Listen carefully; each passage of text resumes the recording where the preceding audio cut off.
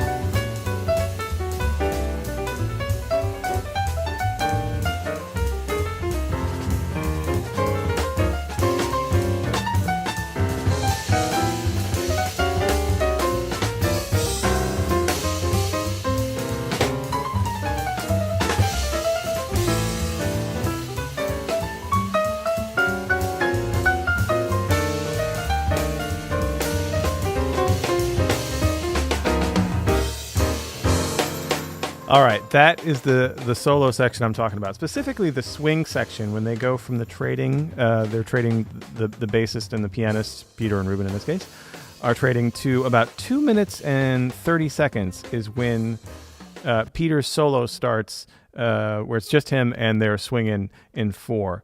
So here's the first thing I want to key in on, and this was the first thing I noticed last Friday watching Peter play and just absolutely burned down the house that night.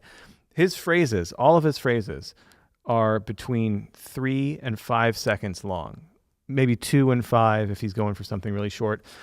And another thing to listen for is the variety of the phrases. We'll get there in a second, but let's listen to just that swing section one more time and check out the length of his phrases. I'm going to kind of scroll over this timer down here, the YouTube timer, so you can see exactly what I'm talking about. He has little pauses about every 2 to 5 seconds. This was different for me because I think my phrases were spilling in to each other a little too much. They were a little too long. But even Peter's longest phrase here isn't more than 5 seconds. It's pretty amazing. Check it out.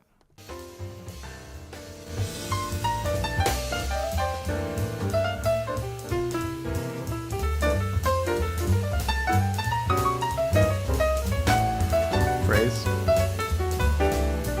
Phrase. Phrase.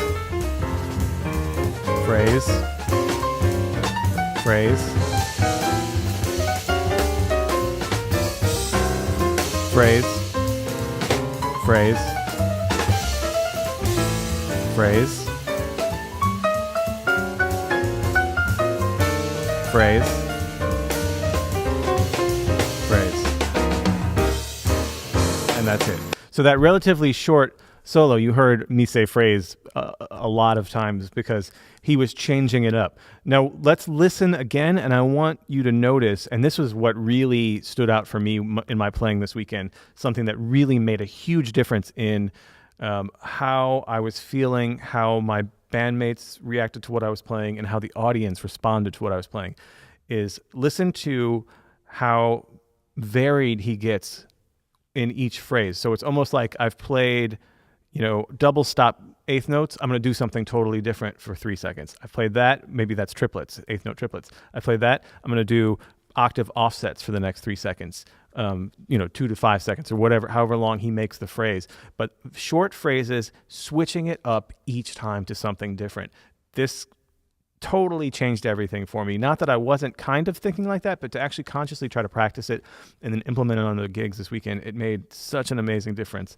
So listen again. Listen to the switching of the rhythms and even some harmonic switching he'll do between phrases, or even some ideas like concepts, like he'll play double stops, like I said, or octaves or triplets. Like that's the difference each time. Check it out one more time from 2 minutes and 30 seconds.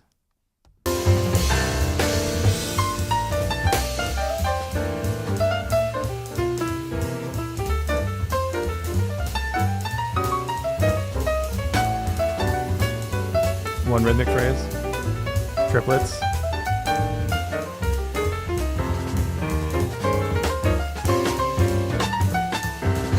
rhythmic phrase,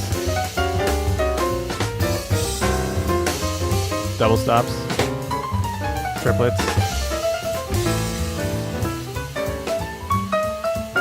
octave offsets, and then a little bit of everything at the end. How great is that? So you can hear him, even when he's playing, just eighth note phrases or whatever, you can hear that he switches the rhythmic motifs every single time, or the harmonic motifs every single time. Sometimes he's playing a lot of fourth voicings and going out. Sometimes he's playing some of those bluesy double stops that he likes to play. But the point is that he's playing these short phrases every 2 to 5 seconds. And he's switching up the concept completely between each one. He probably doesn't even realize he's doing it at this point because he's been playing like this for so long. But for me, this really keyed in onto some things that I think I was lacking in my phrasing, which was just kind of run-on sentences. Not that it was like terrible before, but for some reason, sometimes just one of these thoughts can really change how you're feeling about your playing. So just wanted to share that with you. If you haven't checked out this video, it's on YouTube. It's super dope. It's Peter Martin Trio, Broadmoor, from his last album. And so we'll play you out. And until next time, happy practicing.